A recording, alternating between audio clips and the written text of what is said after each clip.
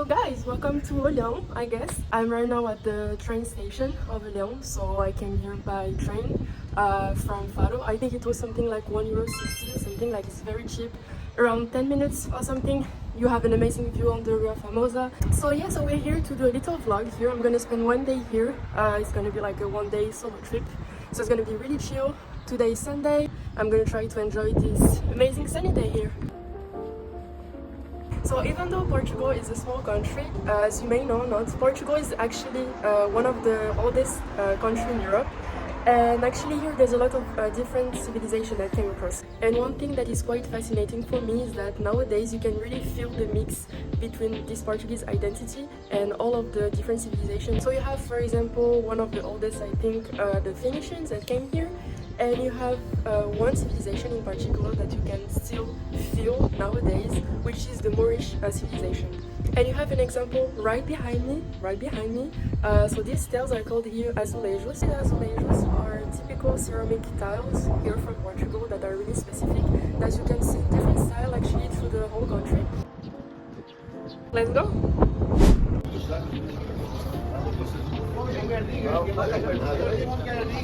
So if you have been traveling in North Africa, if you have been traveling in Morocco, Tunisia, you would feel probably right now in what we call in Arabic Medina. And so one of the biggest characteristics of this style here is the use of the color white to paint the walls of the streets. So this technique was used to actually cool down the house because of the weather. So guys, I just took a seat here. I found this amazing spot. Apparently this garden has been created quite recently. I'm right now in front of the Mercado de Olhão, which is the main market of the city. I think this is one of the main points of the Algarve region, but I have to say that the atmosphere is very calm. The weather is very nice. You really have time to enjoy every inch of the city, every street. And actually the city is quite small, so you can totally visit it in one day, plus the islands. And yes, the weather here is very nice. The word Olhão apparently comes from the Portuguese olhar, which means to look at, olho, which means eye. So this was used also because it was a fisherman city. So you have all of these legends and you have all of this multiculturality that you can see throughout the gastronomy, that you can see throughout the streets themselves, that you can see throughout the legends, throughout the words. And I think this is what makes the city so interesting. So apparently this bench is quite important and it's quite representative of the history of Portugal. So just to give you guys an idea of what happened here exactly in this spot on this bench.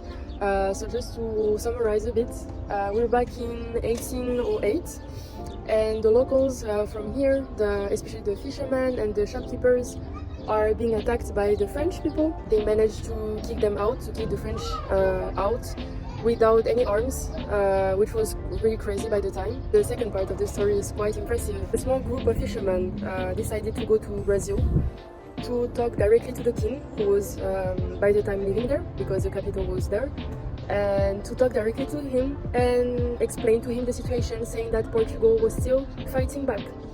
And that's why the name of the boat is called Bom Sucesso, because of this act of bravery. So the boat that you can see here is actually a replica of the original one, but it's a symbol of the courage and the bravery of those fishermen. So of course, if you come to the Algarve, you must visit cities like Lagos, Faro, Albufeira, and especially if you're into surfing. But I decided to do this quick video about Olhão because I personally think that the history is really interesting.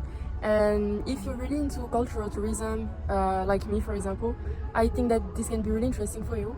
And it's also a reminder that each city is different. Olhão is quite small, so yeah, I had an amazing time here. I discovered a lot of stuff, even more than I thought. And actually I felt quite connected to this city. So guys, the vlog is coming to an end now. It's time for me now to go back home in Faro.